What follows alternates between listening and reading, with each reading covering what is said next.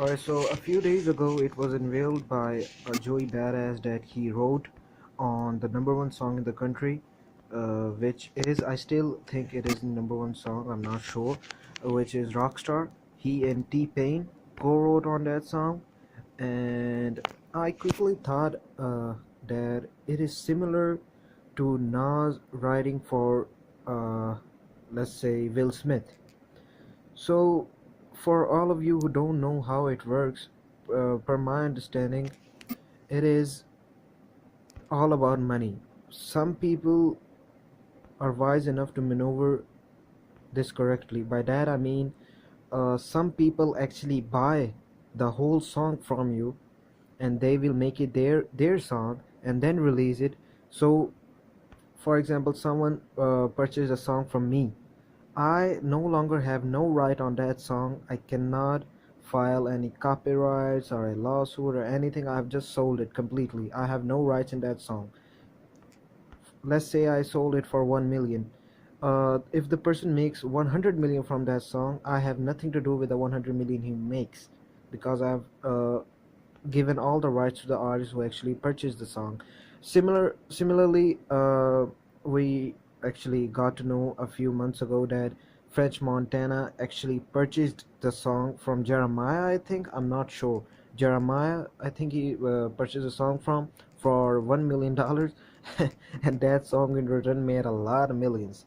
So this does happen in the music industry, and it's happened back in the 90s, but back in the 90s it was more hidden, and people or MCs didn't felt proud to admit that they got wrote for, or the MC who actually wrote for someone would not agree that he actually wrote for someone. For example, when the news broke back in the days, when the news broke that Nas actually wrote one of Will Smith's song, which was getting jiggy with it.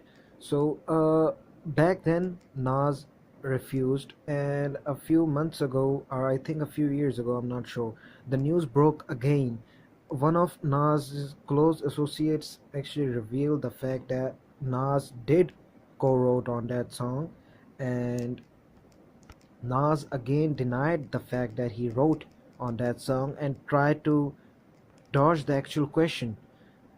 Nas said, and I quote, "Alright, let's clear this up once and for all. I hung out with Will in the studio and watched him write it.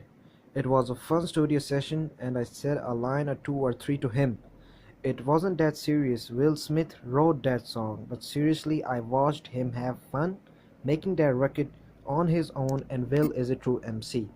So, what I get from this statement is he doesn't want to disrespect Will Smith in any way. And even if Nas wrote for Will Smith, it was clearly ghost written. See, a lot of people actually mix ghostwriting and co-writing with each other. For example, when the credit is given, uh, uh, it is co-writing, and when the credit is not given and someone actually wrote the song, that is actually ghostwriting. For example, The Chronic. Snoop Dogg was credited on 13 of the Chronic songs. So he co-wrote on the Chronic. We don't know how much, but he did co-wrote on 13 of the Chronic songs. Much like Ice Cube wrote for Eazy-E. The same way Party Next Door wrote for Rihanna for a long time. And he actually wrote the DJ Khaled song, I think it was Wild Thoughts. He wrote Wild Thoughts, I guess. So I say that to say that there are some rappers in the game who actually have the talent to write these poppy songs, but they choose not to do so. For example, Joey Badass and Nas. Nas wrote that song, but Nas cannot admit that he wrote that song because it was about something that Nas wasn't about. It's the same way, I guess, Joey Badass wrote for Rockstar, for Post Malone on the Rockstar song. But the funny part, or I should say, the weird fact to me was Joey Badass completely admitted on Twitter that he actually wrote the song, and he low key got his first number one song in the country, which was funny to me because Joey Badass is not that type of artist. He released his critically acclaimed All American Badass album earlier in the year, and it was very, very highly praised by all the critics and the fans. And it actually had themes of racial profiling, police brutality, and these serious topics. And when you find out that Joey Badass, the same person who talks about racism and the police brutality and all of that, actually wrote a song which has a hook called "I've been popping pillies," and a song talking about pills and Zans and all kind of things. That is funny to me. Even if he did ghostwrite on there, I don't think he should have admitted it publicly because it didn't do anything for him, in my opinion. And he might miss the opportunities in the future. Like he wrote a song and he unveiled the. This is the first time I have heard that Joey Badass wrote for someone. So he wrote a song and unveiled it in front of the public. I don't think any other artist will reach out to Joey Badass for a hit or a song, and it is not guaranteed that, for example, Joey Badass writes a song and makes it and releases it. Maybe it will not work for him. Maybe it will not be as much of a hit as, for example, if he sold to Drake and Drake makes it a hit. Like there's a difference. So what I'm trying to say here, he might lose a lot of opportunities in the future for writing for someone, which is, I think, in my opinion, bad for an artist because he actually wrote for a song which is currently number one on the Billboard, and which is the biggest song of the year. And I think he shouldn't have done what he did. So back to my point, in today's generation, it is totally okay to ghostwrite for someone. Back then, I can only think of two or three people who got co-written by someone, like who co-wrote songs with someone, namely Puff Daddy and the Dr. Dre. And the fun fact is, I didn't know that until like 4 or 5 years ago when I actually got into hip hop, and like after 2 3 years, I was like maybe 2 years or 3 years ago, I actually found out that the Chronic was wrote with like 13 tracks. On 13 tracks, Snoop Dogg is credited and he co-wrote on the Chronic. And actually, Dr. Dre got written for, which was funny to me. And of course, Puff Daddy got written for as well. For example, if someone came out today and said Nas didn't write his stuff, that would be so heartbreaking. Like, and let's take a modern example. If someone came out today and said Meek Mill got ghost written for, it will demolish Meek Mill's career because Drake took those allegations and flipped them into his opportunities. For example, Hillary's back to back charged up. Meek Mill clearly lost the battle. Afterwards in the year, he released his critically acclaimed mixtape, which is loved by his fans. If you're reading this, it's too late. Then he later on, at the end of the year, he released What a Time to Be Alive with Future.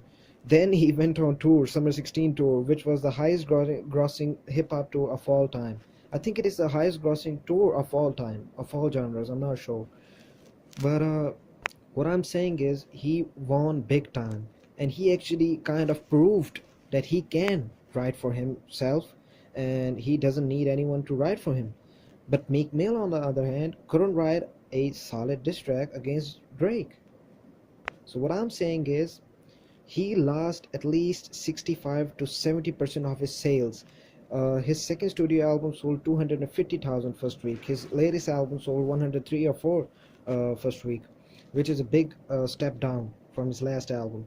If someone came out today and said that Meek Mill didn't write his stuff, it will demolish and end Meek Mill's career. So in some ways, it can actually affect a artist's career in big time. But for an artist like Post Malone, I don't think it really matters. Like if someone wrote for him or someone didn't write for him, because a lot of R&B pop artists got written for. A lot of artists in the past and still actually have admitted the fact that they got written for.